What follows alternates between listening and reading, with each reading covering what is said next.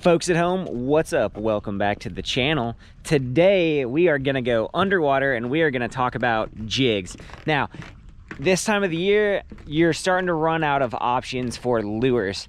And the jig is going to catch them 24/7, 365. So let's head underwater and check out what I throw, where I throw it, and how I throw it. And hey, it's gonna be a cold one. We'll see you out there.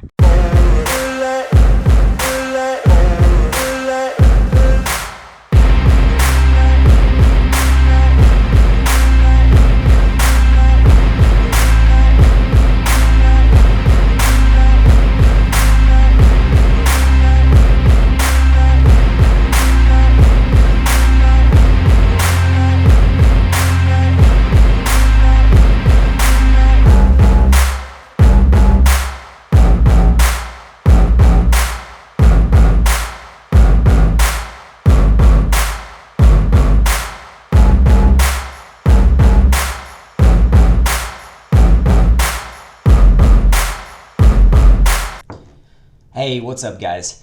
Welcome underwater. So there are a couple things that I look for running a cold water jig program. Number one, I'm gonna start out throwing deep structured jigs. Here is a football head with a Yum Crop Happy on it. This is a 3/4 ounce football head jig. I pour my own jigs most of the time, and I skirt my own jigs for a couple reasons. One, when you're looking for a football head, you're looking for something that's going to literally drag around on the bottom. But two, I'm worried about the skirt material. Here's your living rubber skirt right here that I hand tied, and I really enjoy this combination right here. This is almost what I throw exclusively in cold water. The Crop Happy has a great profile, but as you see the jig come off the bottom here, you see that water disturbance and that flare of that skirt. That jig is going to get bit 24/7, 365 on deep structure. So 25, 30 feet deep, rock veins, shell beds, things like that. I'm picking up and throwing that football head. I got a lot of confidence in it. That's where I start. The next bait up is my shallow jig this time of the year. And as you're gonna watch it enter the water right here, this is a Ike mini flip jig in a 1/2 ounce with a Yum craw worm cut down on it. I really like this combination, one, because I believe that the orange pinchers get bit here, but two, in the cold water, I don't want a lot of action. I want a straight fall, I want a good profile on the bottom. Ike's mini flip jig is the perfect size jig for around me. Some great color combinations here. This craw worm and this jig color together look really good. I really like the profile. It's got a quick fall. It's got a subtle action. It doesn't have too much, but as you can see, it's got that nice water displacement on the bottom. That's what makes fish want to bite jigs, and bigger fish, they feel that water displacement as that jig sits there on the bottom, and you get that displacement, that little poof when it comes off. That feels like a real crawfish to them. You got a nice skirt flare there, hand-tied skirts, everything that we like. We love a good-looking jig in the cold water. Fish are just going to be more apt to bite it, and you're going to get bigger bites. Hey folks, hit the link right here, go to Sportsman's Outfitters, grab our gear, grab the stuff we're throwing you that catches fish, help support our channel. We'll see you there.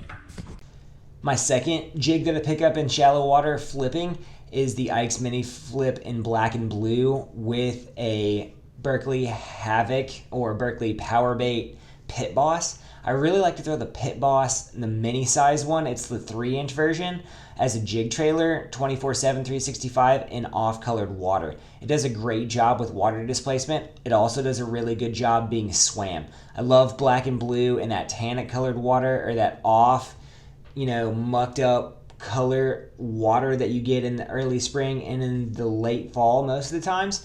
This jig is a great combination. I actually had one of my best days jig fishing on this exact jig combo. The Ike's Mini Flip is just the perfect size for the lakes that I fish. I'm not fishing trophy bass waters here. I'm catching 2-3 pound fish.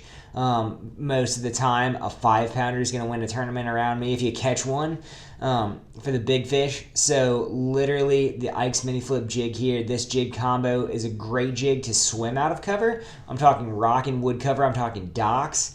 I'm talking anytime the water gets cold, any 50s and below, I'm going to use more of a streamline trailer like you're going to see here. Once again, on the Ike's Mini Flip jig here, we have a Big Bite Baits beaver. And I like the beaver in the colder water, and it does a good job of being a subtle bait, but it's also about profile, right? I like a black jig when the water gets cold. It just has a better bite hookup ratio for whatever reason. That black with a little bit of chartreuse in there, with that chartreuse claws coming out, it kind of looks like a panfish a little bit in the profile and the swim down, but it really gets bit better in the cold water. I can't tell you why the black jig gets the call in cold water. Sam and I spent a day on Raccoon Lake earlier in the cold water period, and we could only catch him on a black jig. And for whatever reason, that black jig, when the water gets 50 and below, becomes a real player. I don't know if it's the subtlety of the black, the matte.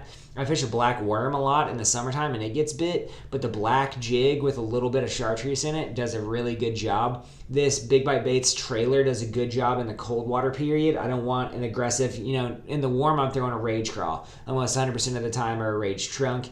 As that water gets 50 and below, you're going to get a lot more bites with a subtle trailer.